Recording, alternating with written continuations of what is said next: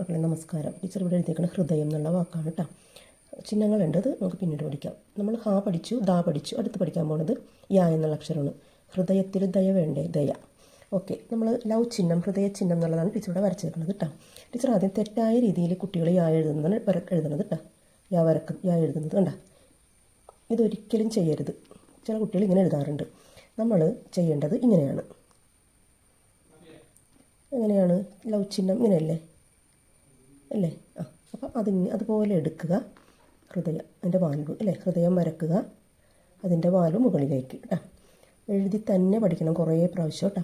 ഇനി അതല്ലെങ്കിൽ ഒരു ബലൂൺ നമ്മൾ വലത്തേക്ക് വരച്ചു, മറ്റൊരു ബലൂൺ ഇടത്തേക്ക് വരച്ചിട്ട് അതിൻ്റെ വാല് ഉണ്ടാ, ഒരു ബലൂൺ ഇങ്ങനെ, ഒരു ബലൂൺ ഇങ്ങനെ. ഇനി ആ വാല് നമ്മൾ മുകളിലേക്ക് വരക്കാം. ശരിക്കും മുട്ടണം കേട്ടോ, രണ്ടുപേരേലും ഉണ്ടാ, ഇങ്ങനെ എഴുതാം കേട്ടോ. ഇത്തിരി ബുദ്ധിമുട്ടുള്ള അക്ഷരമാണ് കേട്ടോ. എഴുതി തന്നെ പഠിക്കണം കേട്ടോ. നമുക്ക് എന്നിട്ട് ദ എന്നുള്ള പേജിൽ ദയ എഴുതി ചേർക്കാം കേട്ടോ. Okay, thank you.